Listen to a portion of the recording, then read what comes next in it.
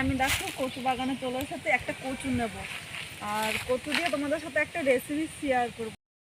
এই কচু বাগানের পাশেই দেখো চালতা গাছ, আর চালতা গাছে এই দেখো তোমরা কিন্তু চালতা দেখতে পাচ্ছ। চালতা গাছে অনেক চালতা পড়ে থাকে পাকা পাকা। এখন আমি চালতা নেব না, তোমাদের সাথে চালতার আর একটা রেসিপি অন্যদিন শেয়ার করবো। আগে আমি কচুটা নেব।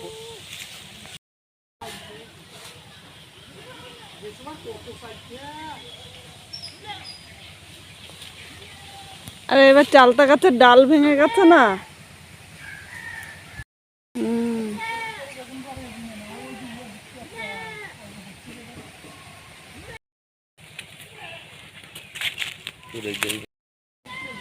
অনেকদিন পরে আছে মনে হয়। আরে ভোরবেলা আসে সব চালতা কুড়িয়ে নিয়ে যায়। বন্ধুরা এখানে কচুগুলো এখনো সেরকম হয়নি, ছোট ছোট একদম। আমি এখান থেকে নেব না, চলো পাশে আর এক জায়গায় কচু হয়েছে সেই জায়গা থেকে নিয়ে আসছি। এই পাশে কচুগুলো ছোট ছিল তাই তুলিনি, আর এই পাশে কচুগুলো দেখো একটু বড়। এই কচুটা অনেকটাই বড়, এত বড় কচু কিন্তু আমার লাগবে না, তাই এটা আজকে তুলবো না। আর এই কচুটা দেখো মাঝারি হয়েছে, কিন্তু আজকে এই কচুটাই তুলে নেবো, অন্যদিন তোমাদের ওই বড় কচুটা আবার দেখাবো। বন্ধুরা শুকনো জায়গার কচু খেতে খুব ভালো লাগে, আর এই কচুটা শুকনো জায়গা তার সাথে রোদ পড়ে, দুটোর সাথে একসাথে হয়ে কচুটা যখন রান্না করবে না একটু কিন্তু গলা ধরবে না। আর জলসা জায়গায় লাগালে কচুটা কিন্তু গলা ধরবে, তাই তোমরা কচুটা যখনই খাবো কচুটা কোন জায়গায় হয়েছে সেই জায়গাটা একটু দেখে নেবে। কিন্তু আমি আজকে এই কচুটাই তুলে নিচ্ছি।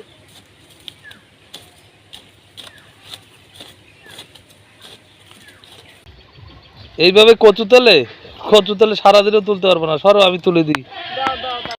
আমাদের দাদা দেখো আমার তুলে দাদা বসে পড়লো, আর একটা শাবল নিয়ে এসেছে, শাবল দিয়ে মাটিটা সরিয়ে কচুটা তুলে নিচ্ছে। ভালো আছে কিন্তু একদিকে কচুটা পুরো গোড়ার থেকে তুলে দেবে। কচু খাইতে খুব ভালো লাগে।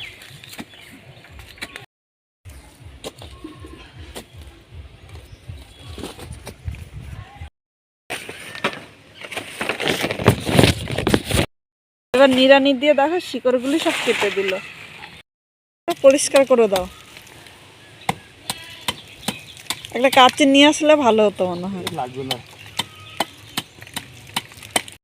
এখান থেকে কাটলে। হ্যাঁ একটুখানি মুখ রেখে কাটলে এই কচুটা লাগালে আবার হয়ে যাবে।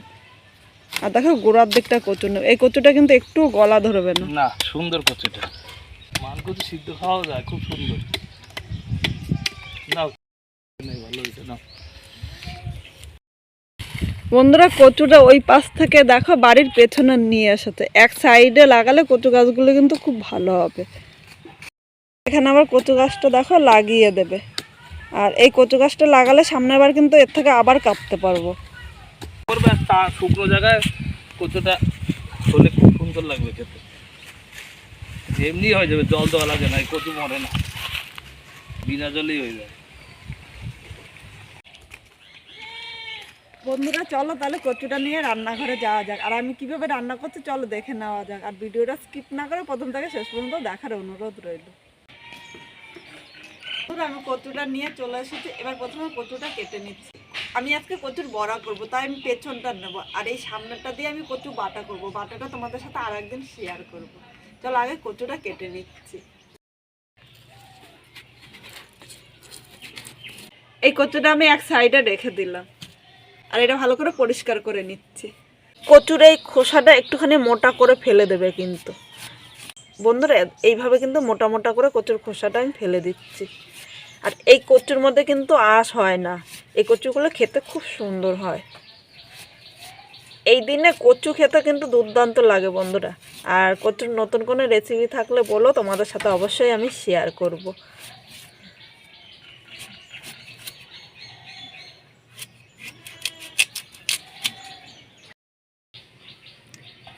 আমার এখানে কচুটা কাটা হয়ে গিয়েছে। এবার বন্ধুরা একটা গেটার নিয়েছে, গেটারের সাথে আমি গেট করে নেবো। এখন কচুটা ধোবো না, আমি গেট করে নিয়ে তারপর ধুচ্ছি। আর কীভাবে করছি সেটাও কিন্তু তোমরা দেখতে থাকো। ছোট গেটার দিয়ে গেট করলে কিন্তু কচুটা একদম ছোট ছোট হবে, আর যখন মুখে করবো তখন কিন্তু খেতে ভালো লাগবে। বড় গেটার দিয়ে করতাম তাহলে বড় বড় থাকতো, তখন কিন্তু ভালো লাগতো না। দেখো খুব সুন্দরভাবে গেট হচ্ছে, কিন্তু আমি সব কচুগুলো গেট করে নিয়ে তোমাদের আবার দেখাচ্ছি।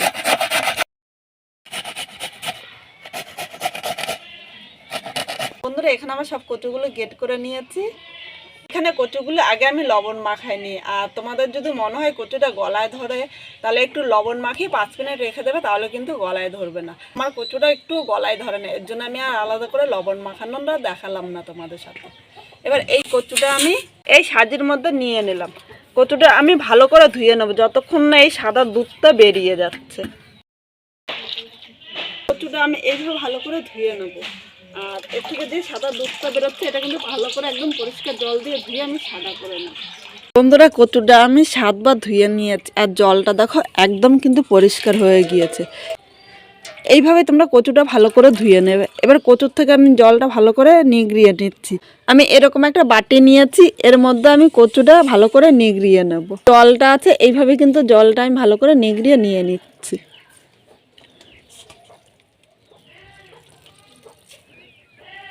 অনেকে অনেক রকমভাবে কচু খায়, একবার এইভাবে খেয়ে দেখতে পারো, খেতে কিন্তু দুর্দান্ত হয়। তোমরা গরম ডাল ভাতের সাথেও খেতে পারো বা একটা পকোড়া হিসাবেও কিন্তু খেতে পারো। এবার এই কচুটা মাখার জন্য এখানে আমি দেখো 2 চামচ বেসন নিয়ে নিলাম। বড়টা একটু মুচমুচে হওয়ার জন্য আমি চালের গুঁড়ো দিয়েছি। তোমাদের কাছে যদি চালের গুঁড়ো থাকে তাহলে চালের গুঁড়ো দিও, আর না হলে কিন্তু সুজি দিয়ে দিতে পারো। এই চালের গুঁড়োটা দেওয়াতে কিন্তু বড়াটা খেতে খুব ভালো লাগবে। 3টে কাঁচা লঙ্কা দিলাম, তোমরা ঝাল যেরকম খাবে সেই হিসেবে কাঁচা লঙ্কাটা নিয়ে নেবে। একটা মাঝারি সাইজের পেঁয়াজ কুচি দিয়ে দিলাম। 5টা রসুন কুচি দিলাম, এইভাবেই কুচিয়ে দিও। রসুনটা যখন মুখে পড়বে তখন কিন্তু খেতে খুব ভালো লাগবে। ধনেপাতা কুচি দিয়ে দিলাম। স্বাদ অনুযায়ী লবণ দিলাম। আমার আরেকটুখানি লবণ লাগবে, এখানে আমি ছোটো চামচে 2 চামচ লবণ দিয়েছি। হলুদ দিয়ে দিলাম। এখানে আলাদা করে আমি আর লঙ্কার গুঁড়ো দেবো না, তোমাদের যদি মনে হয় তাহলে একটু লঙ্কার গুঁড়োও দিয়ে দিতে পারো, কারণ আমি অনেকটাই কাঁচা লঙ্কা দিয়েছি। এবার সব কিছু একসাথে আমি মেখে নিচ্ছি। বন্ধুরা এখানে দেখো সব কিছু ভালো করে মেখে নিয়েছি, আর তোমাদের কাছে যদি মনে হয় এটা একটু নরম হয়ে গিয়েছে তাহলে কিন্তু একটু চালের গুঁড়ো বা একটু বেসন দিয়ে দিতে পারো। দেখো মাখাটা কিন্তু খুব সুন্দর হয়েছে। এবার আমি এরকম হাতের সাহায্যে ছোট ছোট করে নিচ্ছি। এইভাবে আমি প্রথমে রেডি করে নিচ্ছি। এইভাবে যদি আমি আগে বড়াটা রেডি করে নিই তাহলে আমার ভাজতে কিন্তু খুব তাড়াতাড়ি হবে। আর তোমাদের যদি এই রেসিপিটা ভালো লাগে তাহলে একটা লাইক, শেয়ার ও কমেন্ট করো। আর নতুন কোনো বন্ধু থাকলে চ্যানেলটি সাবস্ক্রাইব করে দিও, যাতে নতুন নতুন ভিডিও আপলোড করলে সবার আগে নোটিফিকেশন আপনার কাছে পৌঁছিয়ে যায়। আর যদি কচুর এরকম আরও নতুন নতুন রেসিপি দেখতে চাও অবশ্যই কিন্তু আমার পাশে থাকো, আর একটা কমেন্ট করে জানিও যে তোমরা কীরকম রান্না দেখতে চাও। অবশ্যই তোমাদের সেই রান্নাগুলো আমি করে দেখাবো। বন্ধুরা এখানে দেখো সব বড়াগুলো এইভাবে আগে আমি তৈরি করে নিয়েছি। কড়াইটা বসিয়ে দিয়েছি, আর কড়াইয়ের মধ্যে তেল দিয়ে ভালো করে গরম করে দিয়েছি। এবার একটা একটা করে আমি বড়াগুলো দিয়ে দিলাম। এই সময় কিন্তু উনানে আগুনটা আমি মিডিয়াম দেবো। মিডিয়াম আগুনে আমি বড়াগুলো ভেজে নিচ্ছি। আমি বড়াগুলো একসাথে ভাজবো না, 2বার আমি এইভাবে অল্প অল্প করে ভেজে নিচ্ছি। এইভাবে বড়া করে সন্ধ্যাবেলা কিন্তু তোমরা চা কফির সাথেও খেতে পারো, খেতে কিন্তু দুর্দান্ত হয়। আজকে আমি রান্না করেছি ডাল আর ভাত, আর ডাল ভাতের সাথে এই বড়াটা কিন্তু খেতে খুব ভালো লাগবে। আর অন্য কোনো রেসিপি তোমাদের জানা থাকলে অবশ্যই তোমরা কিন্তু জানিও। আর একটুখানি কচু ছিল সেটা তো তোমাদের দেখালাম, সেটা আর একদিন তোমাদের সাথে একটা রেসিপি শেয়ার করব। বন্ধুরা বড়াটা এক পিঠ লাল করে ভাজা হয়ে গিয়েছে, এবার উল্টি আমি অন্য পিঠটাও ভেজে নিচ্ছি। মিডিয়াম আগুন এইভাবে ভাজলে বড়াটা কিন্তু খুব সুন্দর হবে। আমি যদি খুব জোরে আগুন দিয়ে বড়াটা ভাজতে যাই তাহলে উপর দিয়ে ভাজা হয়ে যাবে আর ভেতর দিয়ে কাঁচা থাকবে, তখন কিন্তু ভালো লাগবে না। তাই এইভাবে মিডিয়াম আগুনে বড়াটা ভেজে নেবে। তোমরাও যদি এইভাবে করো তাহলে খেয়ে কীরকম লাগলো কমেন্টের মাধ্যমে জানাতে কিন্তু ভুলো না। আর নতুন কোনো বন্ধু থাকলে চ্যানেলটি সাবস্ক্রাইব করে দিও, যাতে নতুন নতুন ভিডিও আপলোড করলে সবার আগে নোটিফিকেশান আপনার কাছে পৌঁছিয়ে যায়। তোমাদের একটা কমেন্টের জন্য কিন্তু আমরা অনেক উৎসাহ পাই আরও নতুন নতুন এরকম রান্না করার জন্য।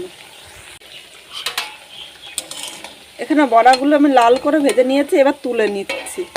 বন্ধুরা এখানে আমার সব বড়াগুলো ভাজা হয়ে গিয়েছে। আর এই রেসিপিটা কীরকম লাগলো একটা কমেন্ট করে জানাতে ভুলো না কিন্তু। একটা বড়া আমি তোমাদের দেখাচ্ছি, দেখো ভেতরটা কিন্তু খুব মচমচ হয়েছে, আর এটা কিন্তু খুব সুন্দর হয়েছে।